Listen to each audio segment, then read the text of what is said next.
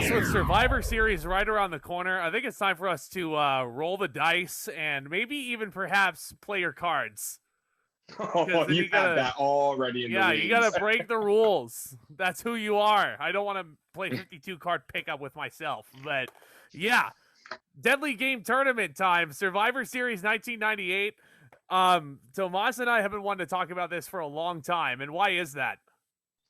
Because we have very conflicting opinions on this pay-per-view. I think it is blasphemous to have a tournament in one night, a 14-man tournament, and Zack thinks this is the greatest Survivor Series of all time. No, okay, hold on a second there. Hold on a second. I never said this was the greatest Survivor Series of all time. It's one of my personal favorites, and I'll explain why as we go through this. But no, greatest Survivor Series of all time is 2002 for sure. Okay, like, okay. You know, it's I 2002 is definitely better. Either this one or 2002. So, no, but just like ironically enough, the only two Survivor Series in history to not feature one single traditional 5-on-5 Survivor Series match. That's correct. Absolutely. And you know what?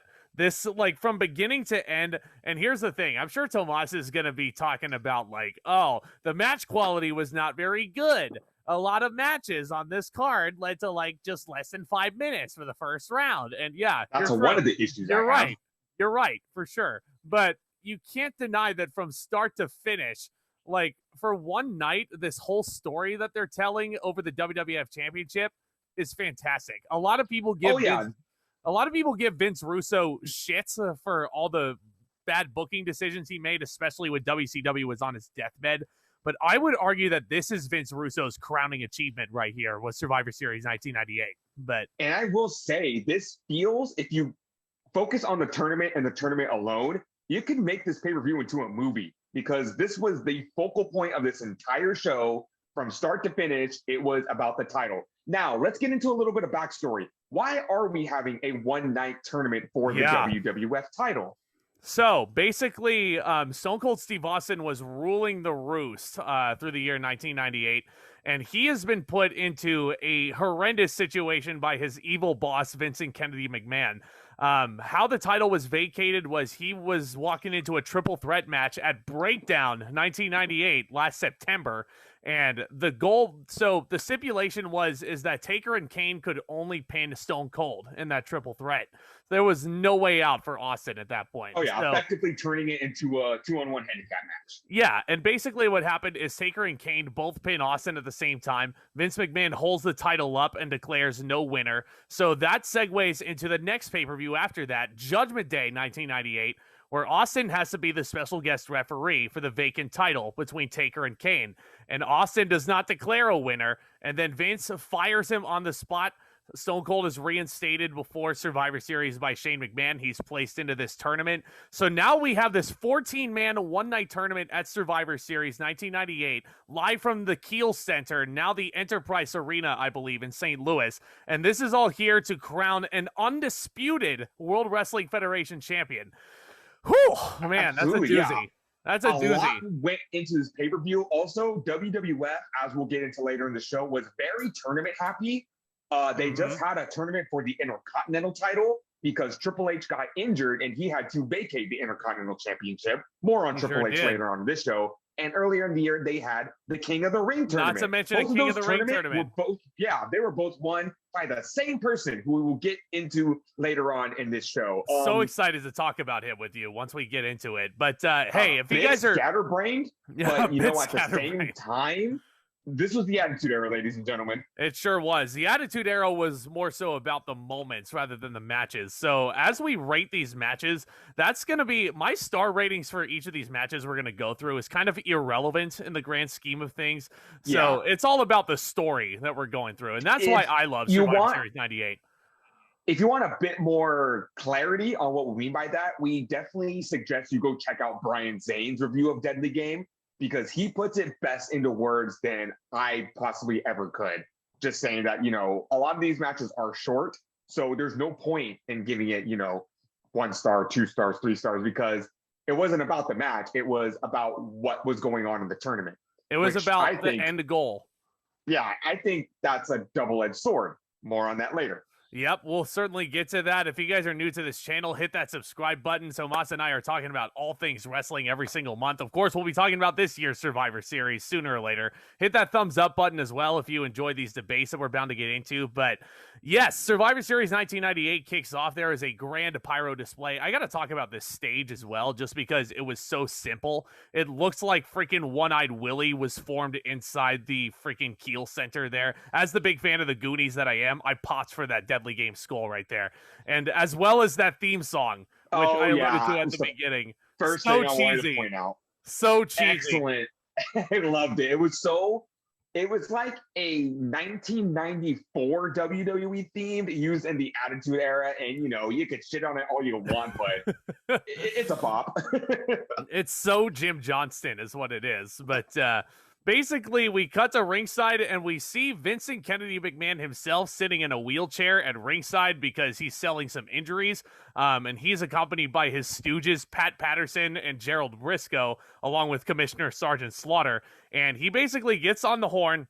And he's talking, basically, his end game is make sure Stone Cold Steve Austin doesn't walk out the champion. But he introduces his corporate chosen one, so to speak. It is Mick Foley, Mankind, in the freaking tuxedo, and he's clean shaven. So jarring to see Mick Foley without the beard. And, and right out the gate, I'm going to say this right now. Mankind was the MVP of this pay-per-view. You're going to see him here, and spoiler, he's going to go the long mile in this tournament. He is the original underdog that you want to cheer for on the show, even though he's a heel right now. Let's remember that. Vince McMahon hand chose Mankind, gave him the whole makeover, except taking away his mask. That's the only thing he didn't do. He took him out of his ride. And that tuxedo that you talk about is going to be so symbolic in the show. Because by the end of this pay-per-view, this is the beginning of Mankind's transformation. You want to talk about like a freaking movie. There it is. The tuxedo is just going to disintegrate as we continue to talk about him. But Vince introduces Mankind. As we get on later in the tournament, don't forget, Mr. McMahon took Mr. Socko away from Mankind.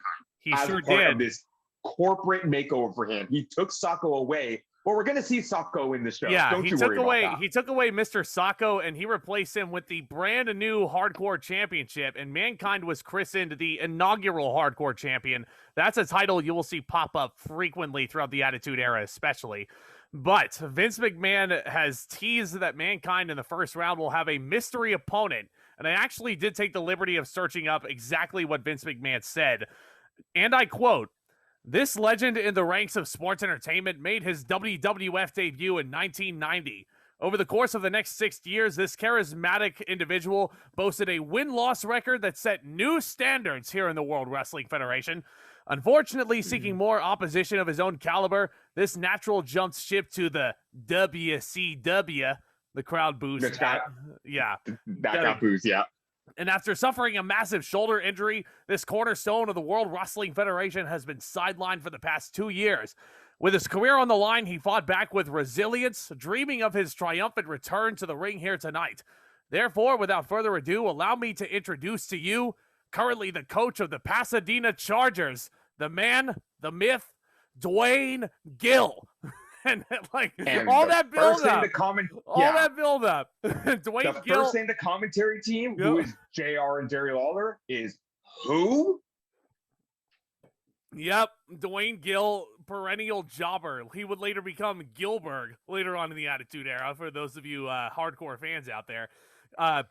Dwayne Gill walks out to a bop of a theme song in his own right. He looks up at the Titantron. He's marking out for his own Titantron, which is awesome. JR says this guy has a video. Like, we actually have video clips of this guy wrestling. It's like, where the hell was I when he was wrestling for us? I love sarcasm in my wrestling, and this is just like peak sarcasm here from JR and Vince, for that matter. Dwayne Gill's marking out for his own theme song, and he freaks out at his own pyro, which scares the shit out of him. And it's great. And he walks to the ring, and JR is like, if my memory serves me right, the Pasadena Chargers are an elementary school football team. God damn it. And I'm like, I wonder who wins. So it's a very quick match. Mankind basically hits him with a double arm DDT, and he pins him in 30 seconds. half a star. This is a quick win for Mankind. Again, it's irrelevant, the star ratings, but this was an easy win to put Mankind over. I'm going to give it an NA. Any match that's under a minute is going to get an NA for me. This wasn't about this. This was about the build-up. And you know what? Vince's introduction to Dwayne Gill was longer than the match itself. This is just to set the stage that Vince McMahon has hand-chosen Mankind to win this whole tournament with only, with the exception of like Taker, Kane, Austin, and Rock standing in the way. Because, I'm not trying to discredit anyone in this tournament, but if you look at the grand scheme of it, those 4 guys are the only ones really standing in Mankind's way. Right. Yeah. You got those Taker are the only and 4. Kane were fighting in the semifinals. You got Rock in this thing, who's a huge fan favorite, wink, wink. And you got Stone Cold Steve Austin, who Vince McMahon blatantly said it's his sole mission to make sure he doesn't win this tournament. Exactly. And we'll be seeing Stone Cold Steve Austin quite a bit through this night as well. But yeah, this was basically just an easy way for Mankind to get into the quarterfinal round. And I can't help but laugh that people were speculating like who this mystery opponent was going to be. A lot of people were speculating Macho Man Randy Savage at this point in 1998. A lot of people were speculating Shawn Michaels. There were some HBK chants from the St. Louis crowd, but nope. Remember, no. Michaels is less than a year removed from breaking his back at the Royal Rumble 97. A quite symbolic injury for him, considering 2 months earlier, he was a focal point in the Montreal Screwjob. I guess, the term karma's a bitch could not apply anymore. Michaels would slam his back on the edge of a casket in a casket match against The Undertaker at the Royal Rumble, defending his title.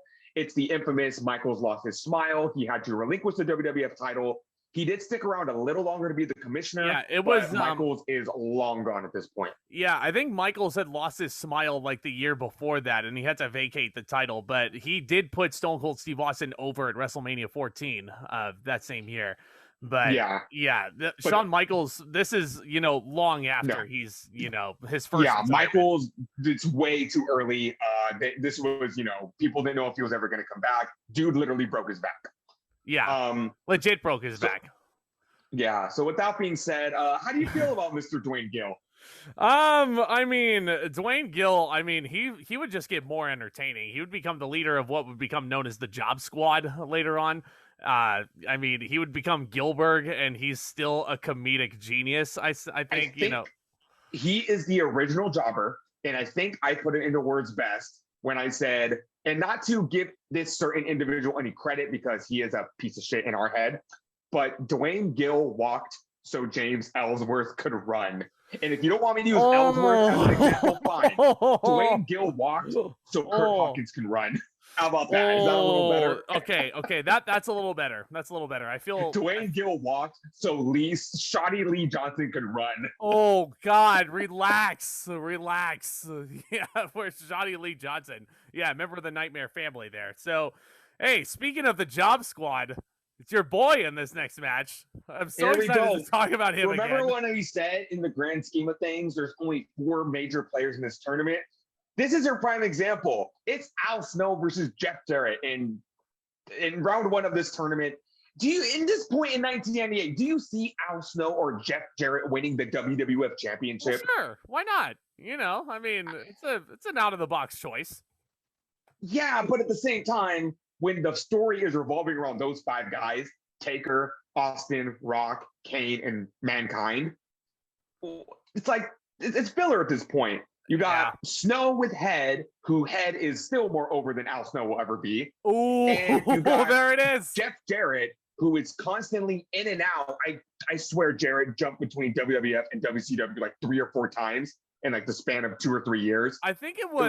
I think he was in the WWF for, I want to say he was in there like around the mid-90s throughout the New Generation push and all that. He went to WCW for a little while, and now he's back in the WWF along with Deborah McMichael. He will not stay in WWF for too long. Yeah, he's going to stick around there until he drops the Intercontinental title to China later on in the year or early 99, and then he's going to jump ship back to WCW. I do not understand how many times this guy could jump? You would never see that today. This may be another topic for another time. Jeff Jarrett leaving the WWF for that last time, but yeah, Jarrett is accompanied. Yeah, Jarrett is accompanied, by the way, by Deborah McMichael, who had just jumped ship from WCW herself. And I swear to God, she was like the apple of Jerry the King Lawler's eye around this time of the Attitude Era. Like, my Lord, listen to this commentary when Jeff Jarrett walks out. Yeah. Like Deborah and a certain other person that we will see on this show that Lawler would not shut the hell up about. There's not a lot of not a lot to this match. It's less than 4 minutes. Not a lot goes on in this match. Yeah, I think. Yeah, I gotta say, you want to explain the finish to this one? So I should know that Deborah McMichael was on the apron with Al Snow's mannequin head in her hand. This just tells you what era they're living in. JR was like, what does she know about head anyway? Good Lord. Good Lord. Fucking chill, Jim Ross. But basically, the ref is telling Deborah McMichael to get off of the apron. Jeff Jarrett goes to grab the guitar. And then, Al Snow goes to, go for a guitar attack. And what happens after that is Jeff Jarrett hitting him in the back with the mannequin head. So Al Snow would kick the head away, and then Al Snow basically retaliates, hits him with the mannequin head as well. And then that's it. Al Snow advances to the quarterfinals, and much to Tomas's chagrin, Al Snow moves on to the quarterfinals. So there you go. So, I think I could give this match can get away with a star and a half. Not a lot going on here. I'll match it. Not a lot going on here. This was just another stoke in the story that would be this ginormous tournament.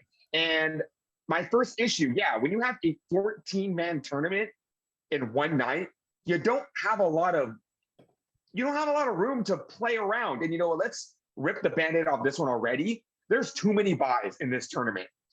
You have the Undertaker and Kane that got an automatic buy because they were involved in that schmoz for the WWF Championship. And it would not end there. If you're going to have a tournament in one night, then, have a tournament in one night. That's my thing, And if you can't do the whole tournament in one night, quality over quantity, my friend. I would rather have seen this tournament stretched out in the span of 6 weeks with every match getting the proper time that it deserved. Like a King of the Ring tournament. Everything. Yeah, then this thing all schmoz together and you have, let's count them, 1, 2, 3, 4, 5, 6 matches in this tournament that are less than 5 minutes long. Yeah, in the first round, no less. So there you go. But speaking of the first round, it just continues with the more over than ever Stone Cold Steve Austin, who, as per usual, gets a massive ovation from this crowd in St. Louis. He is going up against the hired security for Vince McMahon, the big boss man. Because if you ever take a trip to Cobb County, Georgia, you better read the signs, respect the law and order. And that's what Vince McMahon did, and that's why he hired Boss Man to be his hired gun here. But this, again, wasn't really much of a match. This was one of the more hyped first-round matches going into it. Yeah, because it was Vince's hired gun. Let's just say right now, by the end of this pay-per-view, we're going to be calling the Big Boss Man the Big Boss Chump. Because Big Boss Man, he's flipped on the proverbial banana peel more than once in this match. May he rest in peace. First is this match. Yeah, rest in peace to Ray Trailer. I forgot his real name. It's Ray Trailer. Thank you very much. I was literally just looking at his name. It's all good. It's all good. But I mean, this is basically just Austin going, trying to get his greatest hits in there. And before he can go hit a stunner, he goes and follows Bossman outside the ring. And then Bossman hits him with a nightstick and gets himself intentionally disqualified. And I think this was done to purposely weaken Austin going into the quarterfinals. So Bossman is not here to become the champion. Clearly. Yeah, but at the same time, Austin still advances. If you really want to take him out, you hurt him to the point where Vince has to say, oh, well, Austin's leg is broken. Austin's arm is broken. We literally have to take him out of the tournament. But no, if anything, that's chump point number 1. You let the guy advance. You sure did. You sure did. At least when Triple H injured Bryan Danielson at WrestleMania 30, it was after the match. Yep. Yep, that's so right. Yeah, that's a great point there. But I mean, this was more so an angle than a match. But if you're gonna have Boss Man in this tournament, he should at least try to win the WWF title himself. You know, because that's chump point number 2, I would say. Because if Boss Man is Yeah, just in there to like weaken Stone Cold Steve Austin, what's his incentive? Just to be yeah. Vince's hired gun? Is he getting a And raise if from Vince McMahon? Like, Yeah, and no matter what, Bossman's going to look like a chump. But if you could have him get to the finals, you could at least tell him, okay, it's Foley and Bossman in the finals. Bossman, you want to keep your job, lay down and let Mankind pin you. But as we would know, that's not the end game here. More on that later. exactly.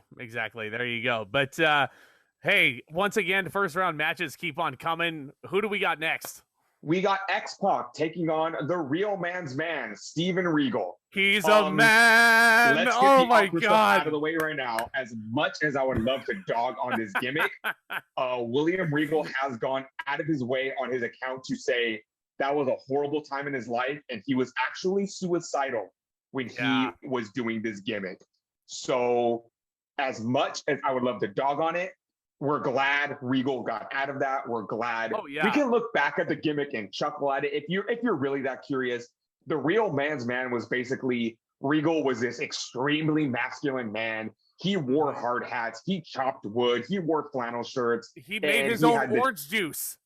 Yeah, he has the cheesiest theme song ever, which is a guilty pleasure, not gonna lie. If you thought, okay, hold on, can I cut you off right there? If you thought that the Deadly Game theme song for this pay-per-view was cheesy, you have never heard this Real Man's Man theme song. It is like the Room level of bad in WWF history of theme songs. So bad that it's actually good, and you can listen to it over and over again. I can't believe I'm saying that. You look at the Titantron, and you see Regal just chopping wood down and chopping down trees. And you just think that this poor guy, they took him out in the middle of the woods and they just filmed him chopping trees for a day. And that's just, oh man. All jokes aside though, this is the best first round tournament match that we have so far. These guys actually wrestled a properly good match. But at the same time, it's Regal and Sean Waltman, two of the better workers that WWF had at the time. Yeah, especially. I feel like people sleep on X-Pac a lot. Yeah, a lot of people say X-Pac sucks, and I really don't think it's warranted because he is able to get a good match out of anybody at this point. I mean, Steven Regal's a great worker in his own right. He just jumped ship from WCW himself. He had a short stint in a tag team. I vividly remember with Lord Earl Robert Eaton, whatever his name was. They were known as the Blue Bloods, and it was a very British style, Blue Blood style gimmick, like Hunter Hearst Helmsley, basically. So... yeah, Regal, that just shows you how versatile he is. And even though he was at a bad point in his life, I don't think it was the gimmick that really sent him on a downward spiral. It was no. It was just a bad place, bad time. And unfortunately, he jumped ship to a company that was all about the gimmicks. So they had to slap some sort of stupid gimmick on him. I'm happy he outgrew it, and I'm glad we have the Regal that we are talking about in our 2003 retrospective, which is just going to get better with him. I'm glad he cleaned himself up for sure, and he got to the William Regal that we love talking about. But yeah, this was a very competitive match between Regal and X-Pac, who I should note was the European champion at this point of the tournament, by the way. That's a title we don't ever talk about anymore, the European Championship. X-Pac, because it was defunct around the middle of 2002. That was it. Yeah. But it gets to a point, there's a Bronco Buster in the corner. Regal trips up X-Pac while he's on the top rope going for his signature aerial offense. And they battle on the floor, and then Tim White hits a double countout on these guys around the 8-minute mark. I mean, it's a 2.25 star match, and it's only downgraded because of the disappointing finish. But that was all done just to set up a bye for Stone Cold Steve Austin. Yeah, exactly. So there you go again. Why couldn't you have Regal win this match and then just Austin stomp a mud hole in him in the next round? If you're going to do a tournament, at least stick by your guns and have the full tournament. Either that or you don't give Taker and Kane the bye. Or at least you do, I don't know, take out some of these jobber matches on Heat and do a couple of them on... I don't know. There's a million other ways this could have been handled. Put Owen Hart in the tournament. This is the way they went with. This is the way they went with. And the only other more disappointing thing is that Vince is furious because Austin gets a bye. Austin gets a bye. He's so screaming. Pac and Regal are leaving. Vince goes out there and he demands there be a 5-minute sudden death. And Regal and Pac just leave. Yeah. They don't even listen to him. They say, fuck this, I'm done for the night. X-Pac cannot continue. I mean, in a tournament for the WWF Championship, remember, this is like, these are two guys who are on the cusp in the upper mid-card, and they can't even continue. Like, 2 chump points there. So why did you call for the sudden death if they weren't even going to go through with it? It just looked dumb. Imagine. Very awkward. Imagine if when Brett and Shawn Michaels went to their classic, time limit draw at WrestleMania. Imagine if they did that, they called for the sudden death, and then Brett just said, nah, my knee hurts, I'm going. I know that's a very broad comparison, well, that's the main event of WrestleMania compared to X-Pac versus William Regal. I know, I'm saying that's a stretched out comparison, but still, Right. I don't know. I'm just annoyed. I get what you're saying. Too many buys. I get what you're saying. In this tournament. Too many buys, not really too many cooks in the kitchen though on this tournament. There's 14 men. A lot of them have been eliminated by this stage of the tournament, 5 of them. And here we go again. We have the Intercontinental Champion, Ken Shamrock, the world's most dangerous man, Sacramento's own, by the way. He's going one-on-one with Goldust, who had just come back to the Federation after a weird stint as himself, Dustin Rhodes. And even weirder, he was the artist formerly known as Goldust at the beginning of this calendar. Yeah. You want to talk about people at really bad times in their life. This was a bad time for Dustin as well. Thank God he's out of it. Thank God we're past it, So one thing we want to talk about before you give your thoughts on Shamrock is that JR described Shamrock. He was definitely the dark horse in this tournament because I know I brought up the big 5. If you're going to add a 6 in there, it's Shamrock because JR described him as tournament tested. Remember the King of the Ring tournament we just talked about? Remember the Intercontinental title tournament we just talked about? Shamrock won both of those. Both of them. You didn't hear him wrong, ladies and gentlemen. Shamrock is the 1998 King of the Ring. He won the vacant Intercontinental title. He carries it out to the ring with him. 3rd time could be the charm for Shamrock on this show. And he's going up against a very hungry Goldust, who was actually the babyface in this match. Shamrock was spending most of 1998 as a babyface himself. But this is around the time where Vince recruited him to be in his super stable, which would become known as the Corporation. So Shamrock was working heel at this point. And this was actually a very basic, technical style matchup.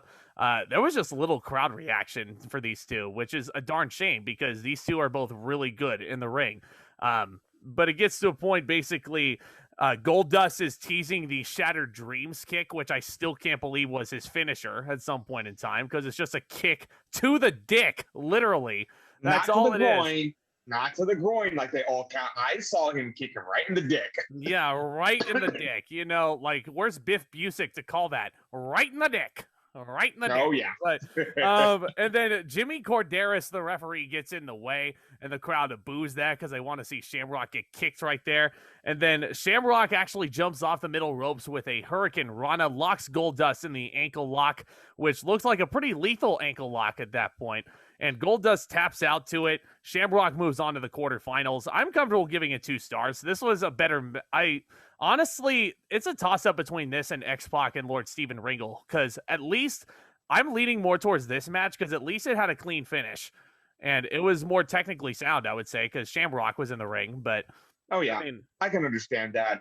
Yeah, it's really weird that WWE had plans to basically push Shamrock to the moon, and they kind of just crumbled after this. Not after this, but Shamrock had his burst, winning the King of the Ring, winning the Intercontinental title. He never really ascended past that, though, and it's a shame because Shamrock in his prime, they could have done something with him.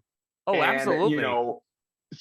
Shamrock would go on to do other great things. He's a TNA original, and actually last year, he was inducted into the TNA Hall of Fame by The Rock himself.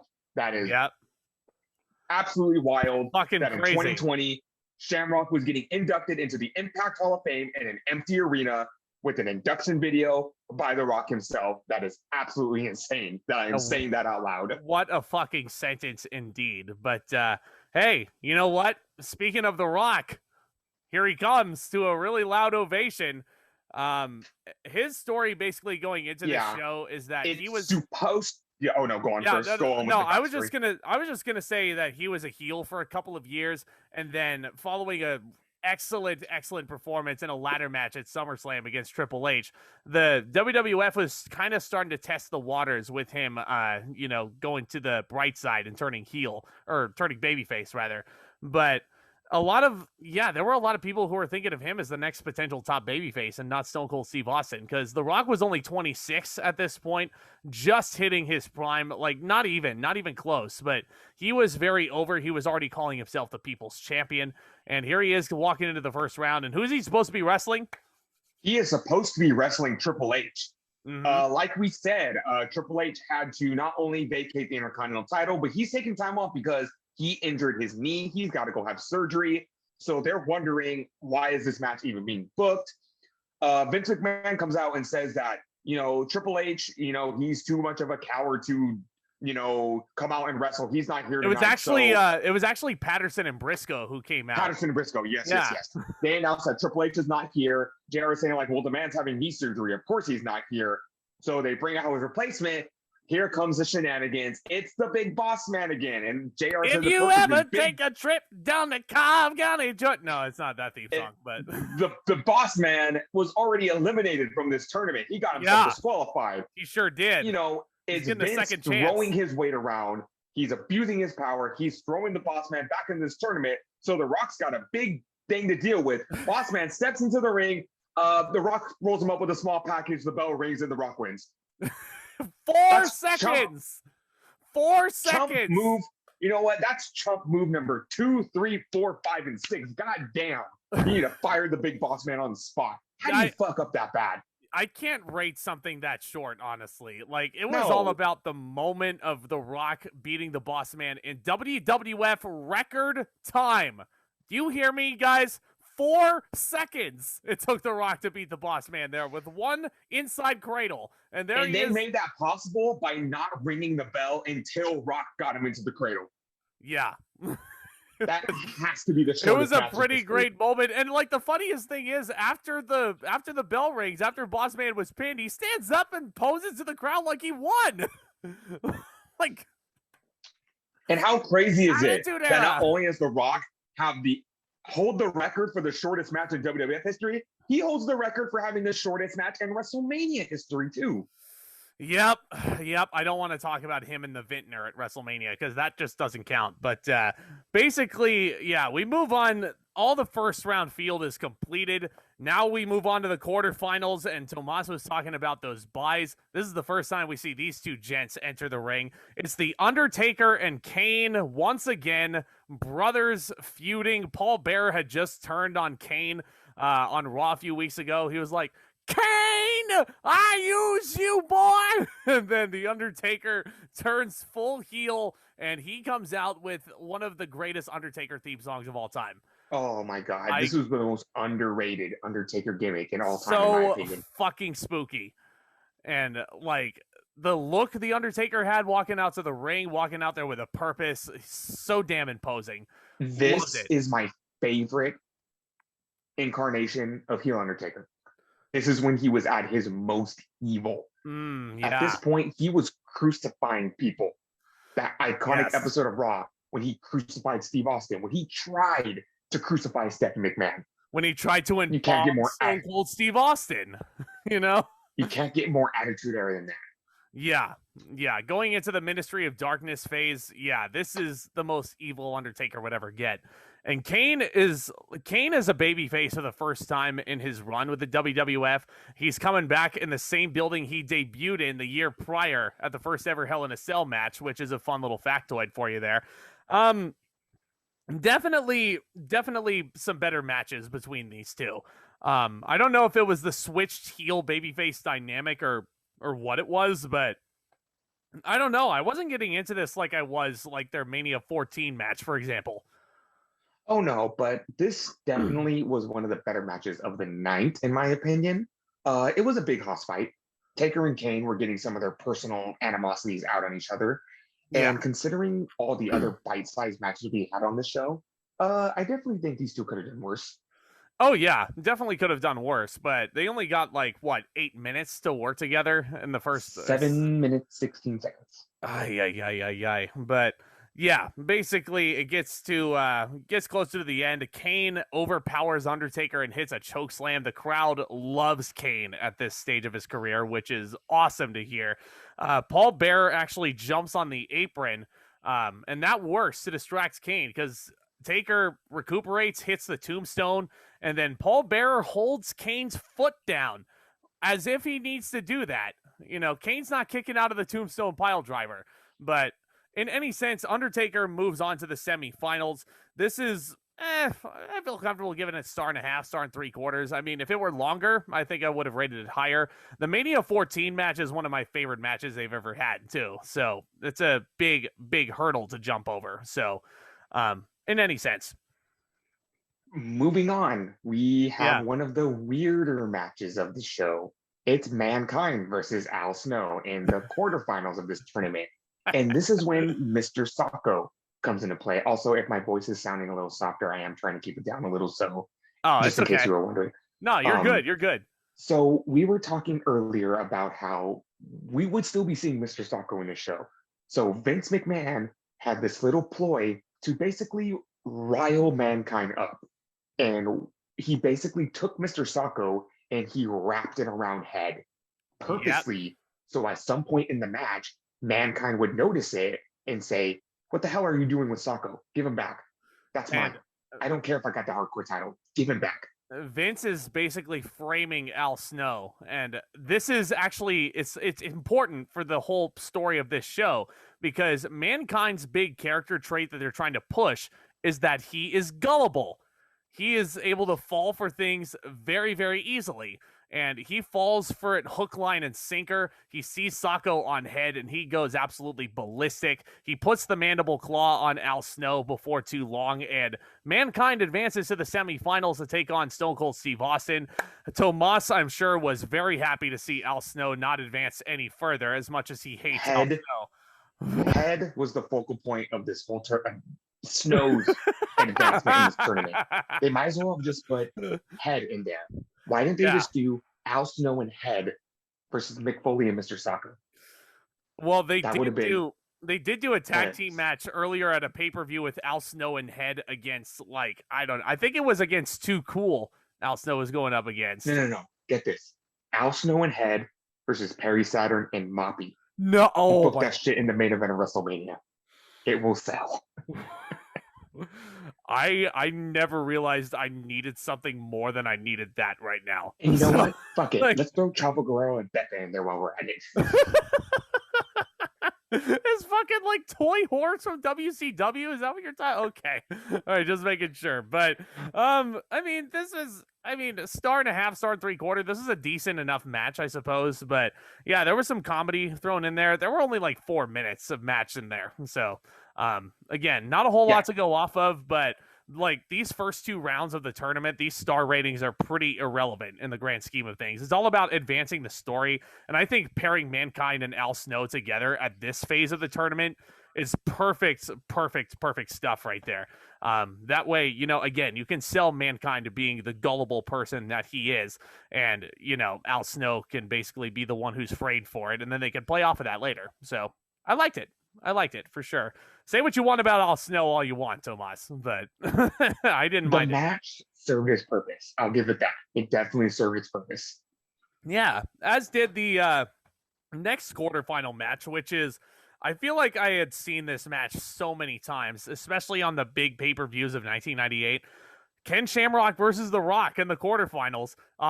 That sounds repetitive. Yeah, they were fighting a lot over this Intercontinental title.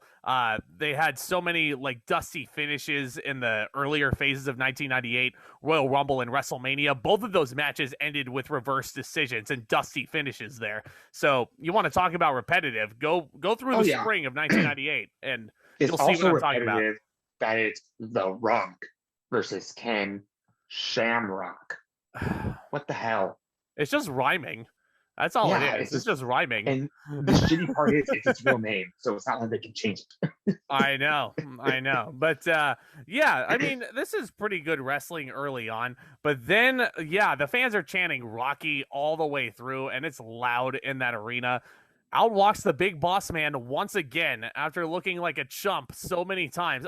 He's all over this goddamn pay-per-view. He is. Like, may boss man rest in peace. He was a great big man, big hoss guy, but like there was a point, like especially later on in the semifinals, which we'll get to, where I just started to get sick of seeing him. For someone who wrestled a grand total of 3 minutes and 23 seconds on the show, you see him a lot. He is on like half of this pay-per-view, even though he only wrestled 3 minutes. But basically, there's a point where Shamrock locks Dwayne the Dwayne Johnson in the ankle lock, and the boss man. Okay, so actually, People's Elbow, huge ovation. Even though I hate that goddamn move, I love The Rock. I hate the People's Elbow just because it's just so much work goes into it, and the victim is just laying there waiting for The Rock to do all his theatrics. But basically, yeah, yeah. So there's a. Yeah, thank God there's a kick out from Shamrock at that point. And he fights out of a rock bottom, hits his signature belly-to-belly suplex. That's when the boss man gets on the apron. The referee walks towards the boss man, and then you get one of the most beautiful things one of the most beautiful finishes on this show. Boss man goes to chuck the nightstick so Shamrock can use it. The Rock with a one-handed Randy Moss-like interception, and then he clocks Shamrock in the head with a nightstick, pins him right there, moves on to the semifinals to wrestle The Undertaker later on the show. The ref saw none of this, by the way. That's strike 3, boss man. He's done.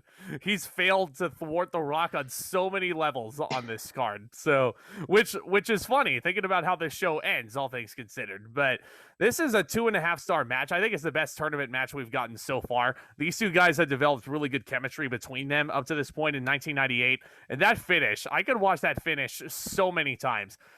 You say Mankind is the MVP of this show? I would say my boy Dwayne Johnson is the MVP of this show, and you'll see why once we get to the end. For sure. Yeah. Next up is a match that I actually have some nice things to say about. Really? It's Sable versus Jacqueline for the Women's Championship. Jacqueline has Marvelous Mark Merrow in his corner, and Sable is the hottest woman, literally and figuratively, on the roster at this point in the Federation. Basically, Vince saw a hot girl. He wanted her on the show. The rest is history. But, let me throw that but in there. I don't think Sable is as bad as everybody thinks she is. Really? No. Yes, she was green. But I think I much prefer this Sable than the Sable we got in 2003. That's totally fair. That's totally fair. I was about to say, well, what about when we're talking about Sable at Vengeance when we eventually get to that? Like, at least she's in there. At least she's in there with a trained wrestler like Jacqueline too, who is the women's champion for about a month at this point. I want to say maybe 2, but she is ripped. May I throw that out there? Jacqueline is ripped. Jacqueline is so underrated. Like, she really never gets the credit that she deserves. And WWE recognized this. They put her in the Hall of Fame a few years ago. Much deserved, by the way. I mean, of course she's tough. She hangs out with the Dudley Boys and the APA for fun. Anybody who can hang out with my father, Bradshaw, for fun, then yeah, there you go. But anyway, so, Bradshaw's not actually my father. No. Okay, so this match wasn't very long. No. And I understand Sable is pretty green, but if there's one thing I'm going to give her credit for, she's fucking strong. Absolutely. She was able to Sable bomb Mark Merrow on the outside of the ring. Yeah. Give her credit for that. The former Johnny B. Bad, I want to say. I could be very, very wrong about saying Mark Merrow was Johnny B. Bad in the mid-90s, but yeah, Sable was able to get him up for a... Okay, all right, just make it sure. They look exactly the same if they weren't, but in any case... It's like Childish Gambino and Donald Glover. maybe not to that level, but yeah, Sable does Sable bomb her former flame Mark Merrow on the outside. And then Sable goes in there, Sable bombs Jacqueline, and Shane McMahon, who I should note was the referee for this contest, counts the 3 totally cleanly, and Sable becomes the women's champion to a big pop from the crowd. She was over. In 98, She was over. 1 star, pretty basic match, but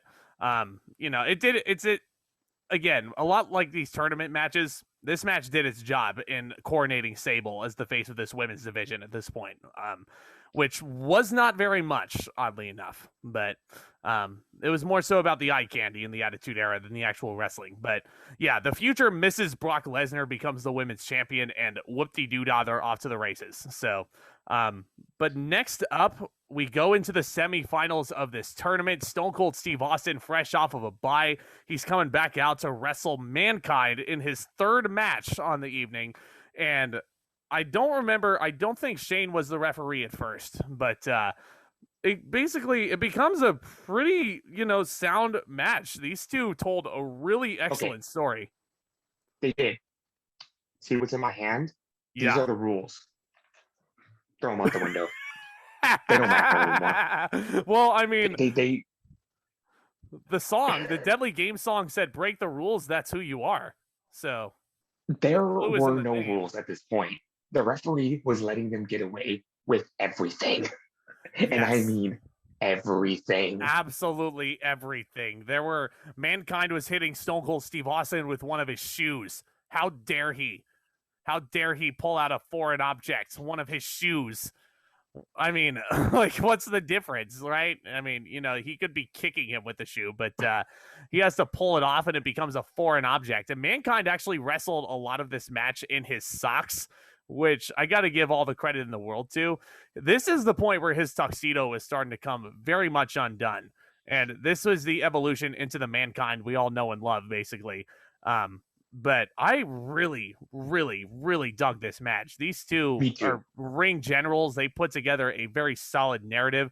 How many Mankind and Austin have very good chemistry together, not only here, but don't forget their very, very, very underrated feud in 98 for the WWF Championship. Yep. When Austin fought Dude Love at Over the Edge?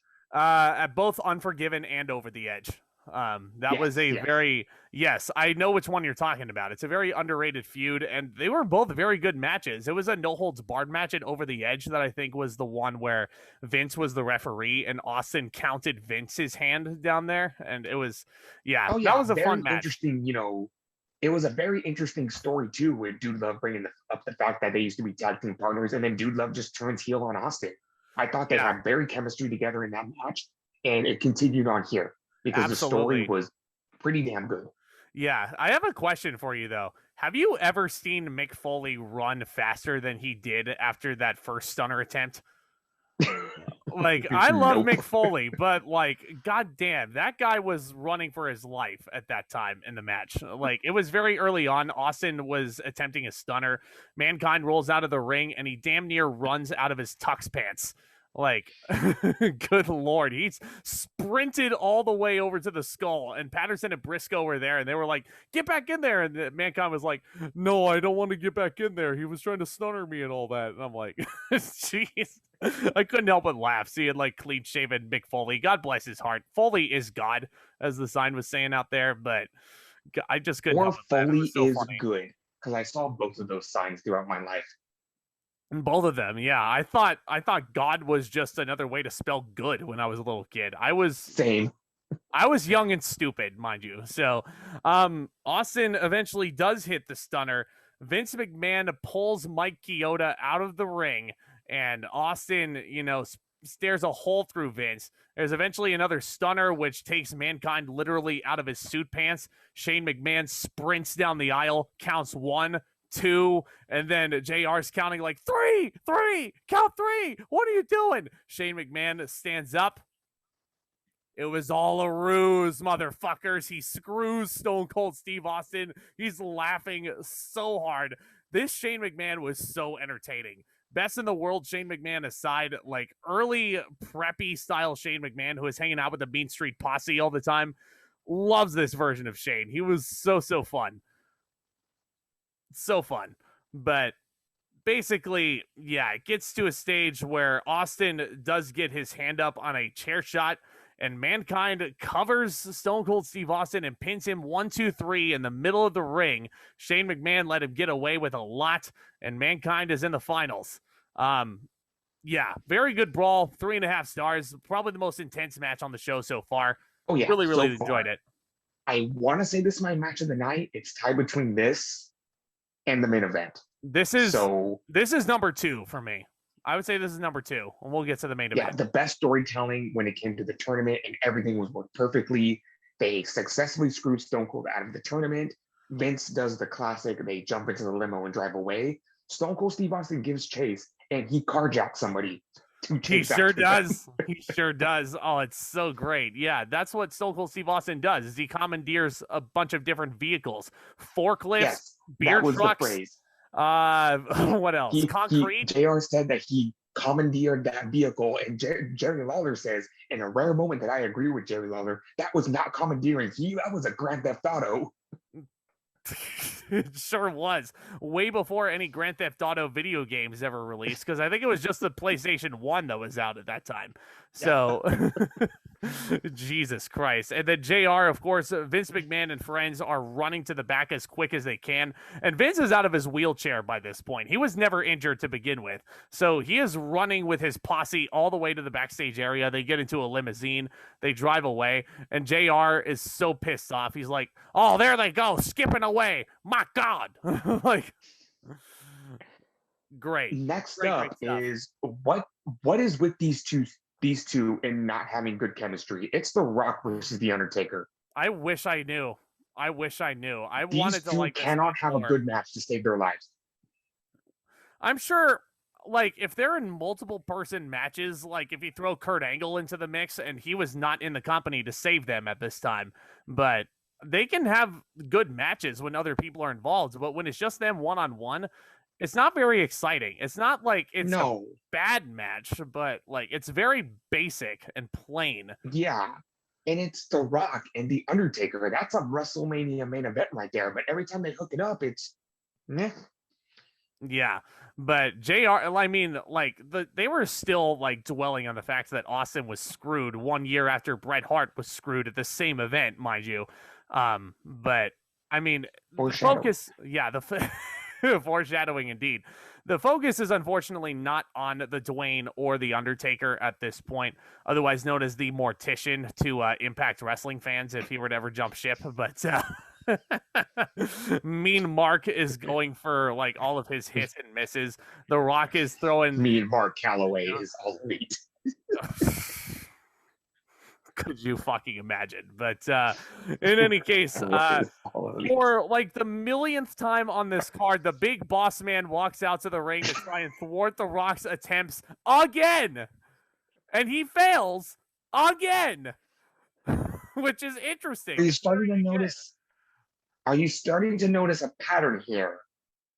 Yeah. More on that later. The Rock goes for the people's elbow, and the big boss man grabs his foot, and then Undertaker goes for his big clothesline. And I don't know if Kevin Dunn was the director at this point, but he misses the interference of Kane, which I should note, interference galore on this show, which should not be a surprise because Vince Russo was the one penning this script here. So basically you have Kane walking down to the ring, and he chokeslams The Rock, and the bell rings, and the announcers are very confused at first. And I'm like, I know exactly what Kane was up to at this stage. Like, he was chokeslamming The Rock to get his brother eliminated from the tournament.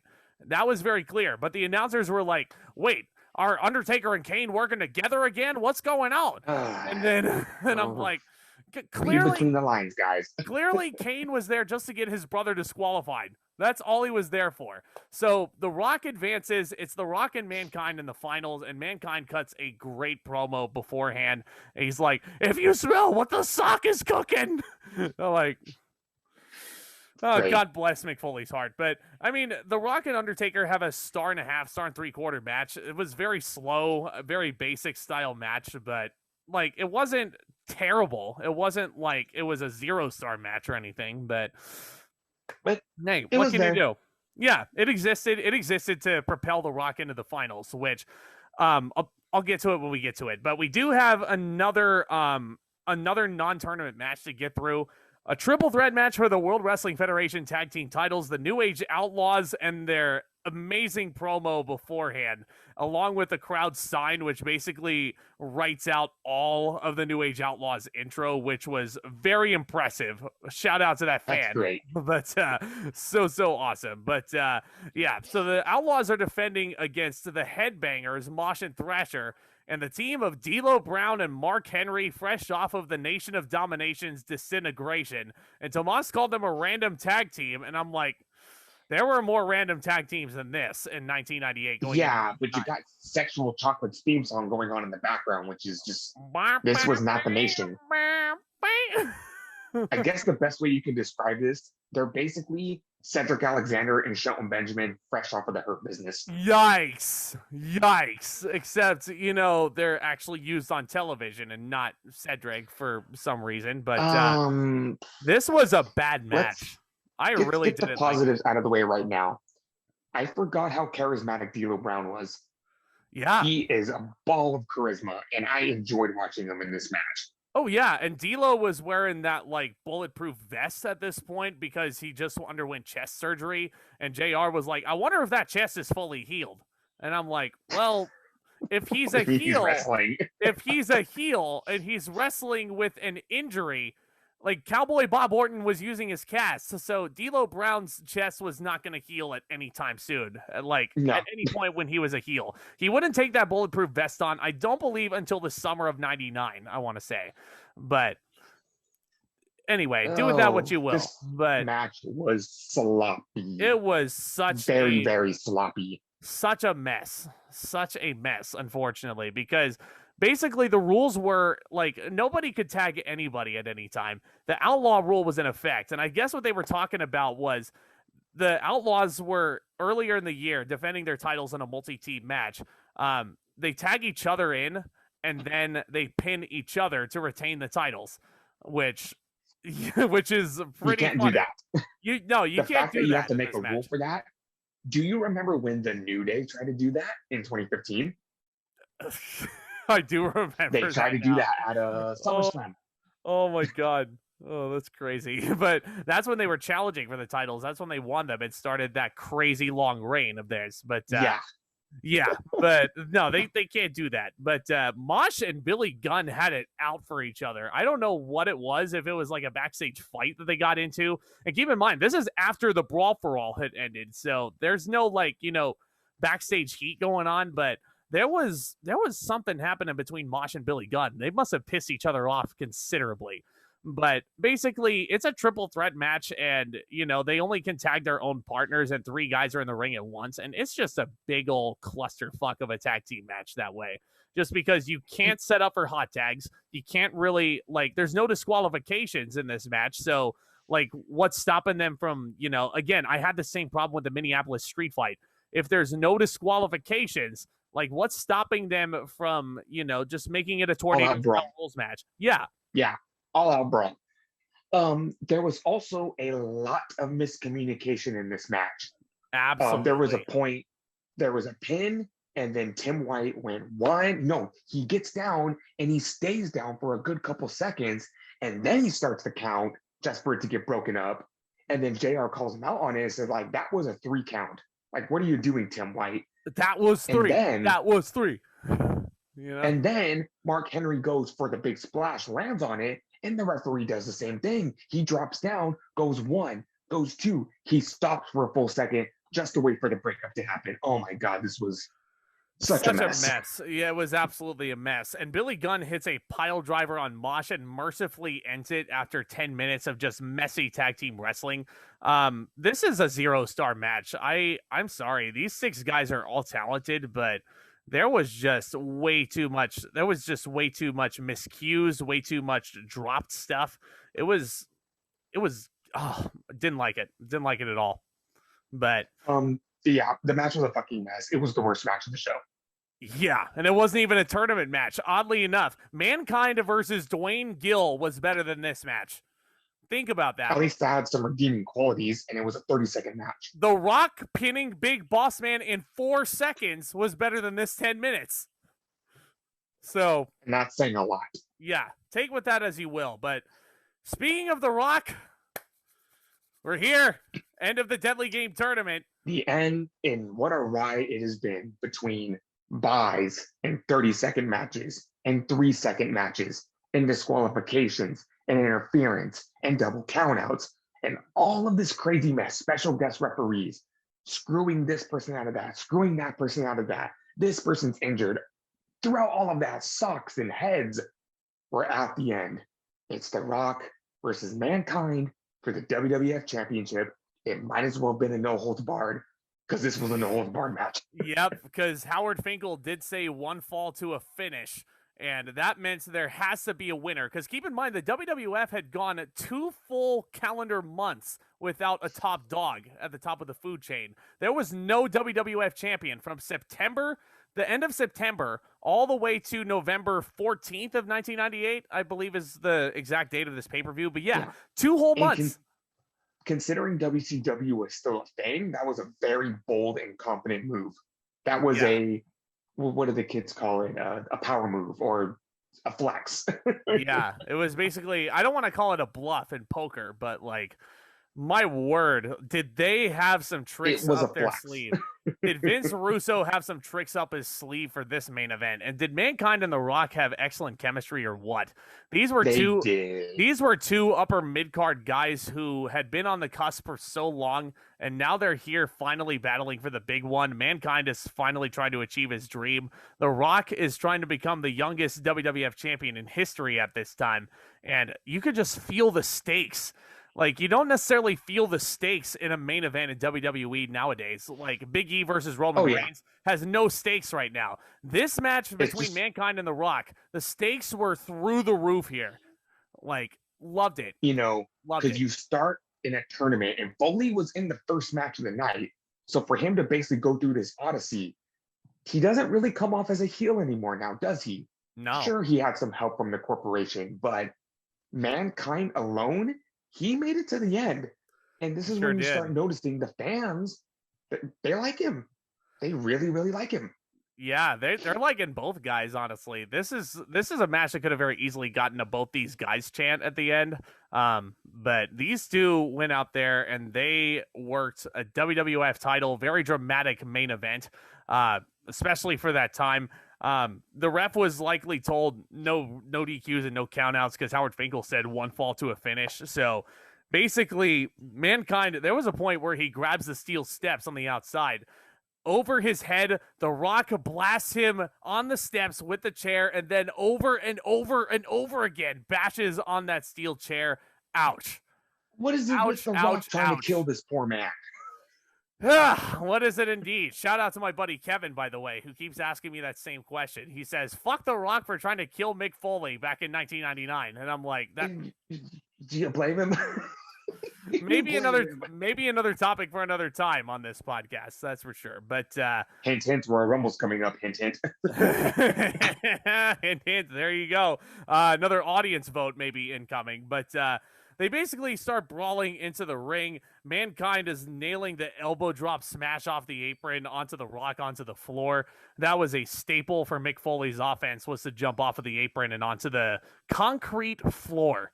Like, God damn. Like, how is Mick Foley still walking around? Like, bless his soul. We were just talking about this last night with the Full Gear review. Yeah. Yes. So Mankind goes for an elbow drop off the top rope, and then he hits a nasty landing on the Spanish announce table, which implodes. Bends his ribs over the side of that announce table. At least bends his rib cage. At least he didn't bend fully, at the abdominal region when he fell off of Hell in a Cell. This looks like a nastier landing. Yeah. That would have killed him. Absolutely would have killed him from internal bleeding everywhere. But yeah, such a nasty looking bump. Mick Foley is crazy, but let's face it, you already knew Mick Foley was crazy. But the crowd is starting to chant for Rocky. I should note that Vince and Shane were at ringside at the beginning of this match. and because they wanted to make sure that there was a winner. And make sure there was a winner, they sure did. Because The Rock hits a rock bottom, he stands up, does the people's eyebrow towards Vince, and then he puts Mankind in his amazing sharpshooter. And 1 year after the Montreal Screwjob, Vince says, ring the fucking bell. He crowns The Rock the WWF champion. First time in his career, mind you. My favorite wrestler is the WWF champion there. And shock and swerve, he hugs Vince and Shane in the middle of the ring. Okay. Love this turn. Excellent finish. Let me get that out of the way right now. An excellent finish, an excellent swerve, an excellent double turn, mind you. Yeah. There it is. There's the double turn. The Rock is a heel, Mankind is a babyface. But after the match, it gets a little too complicated. Let's just say everything that happened after the bell, you could have, should have, would have saved for Monday Night Raw. Yeah, no, I see what you're saying. I think having the heels explanation there and having Mankind to be the, sympathetic, gullible babyface, hint, hint, there's that word again. Mankind was used by the McMahons at this point, and he thought he was getting his big moment. He's calling Vince dad at this point. It's, oh God, it's so sad. But Vince is like, you really don't understand it, do you? And then The Rock hits Mankind in the back of the head again with the title. One more rock bottom for good measure. If the show ended right there with Shane McMahon announcing, ladies and gentlemen, the McMahon family is proud to present. If the show ended like that, I would have been fine with it. But then when Stone Cold walks out and hits The Rock with a stunner, that's where I have an issue. Because that feels like an ending that was just put in to send the crowd home happy. I would have much rather have had the show end on a cliffhanger here. Oh, yeah. Absolutely. It gave you a reason to tune into Monday Night Raw. And Vince even says, like, I'll go into more detail tomorrow night. Don't worry about tomorrow night. We're still trying to process what the hell is going on right now. Oh God, yeah. And The Rock The Rock cuts a scathing heel promo on the crowd, and they just fucking hate him now. That's why I love The Rock so much, is he can just like switch between those two like that on a dime. And he knows how to not only rally the fans, but rile up the fans. Like, he was the best. There was no one better. When last week on Heat, when The Rock said he would rather kiss the people's ass. Well, now all of you can kiss the people's ass if you smell what The Rock is cooking. That was great. And then his underrated bop of a theme song comes on. You smell what The Rock is cooking? Like, The Rock says. Those are the only lyrics. The Rock says. The Rock says. Yeah. Know your damn role. The Rock says, know your damn role. And just the beat to that, like, those little sound bites there. Great song there. But The Rock is the champion, and oh my God, the height of the Attitude Era is upon us. Survivor Series 1998 gets an 8.5 out of 10 from me. I don't know about you, but this was a brilliant story told from start to finish of two guys who started off the night as a hero and a sort of sympathetic anti-hero in The Rock and Mankind, respectively. And then they just switched it up drastically by the end. And it all made sense. And all the steps they took to get there all furthered storylines lower down the card as well. I mean, aside from the fact that you had two lower card championship matches on the show, which really didn't do much except for Coronate Sable, this was a damn good show. And it finally makes sense why they were making the Boss Man look like a chump. He was purposely getting The Rock to the finals, but at the same time, you still made Boss Man look like a chump.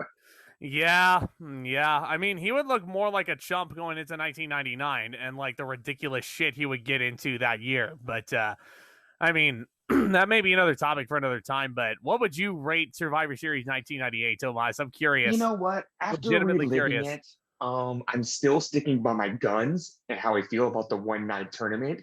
But the story was pretty damn good, all things considered. I think I'm comfortable giving it an 8.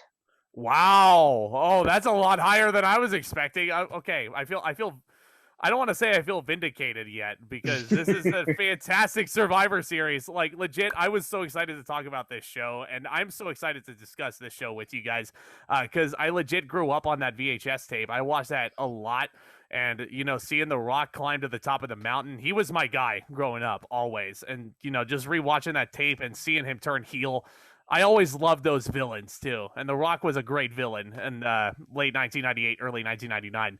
But ladies and gentlemen, I think that might just about wrap it up for the Deadly Game.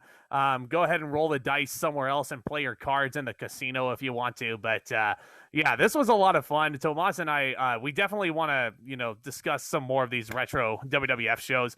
Hell, you may even see a WCW show at some point in our near future. So we are going to have some fun because there is no WWE pay-per-view in December. So we don't want to leave you guys hanging with the wrestling stuff. Throw some ideas our way. We love to, good or bad, we love reviewing good shows. Hell, we love getting, you know, a chuckle out of some bad shows. So if you have any ideas, throw them our way and we will put them on the list. Yeah, throw them down in the comments section below. Let us know what you guys want to hear.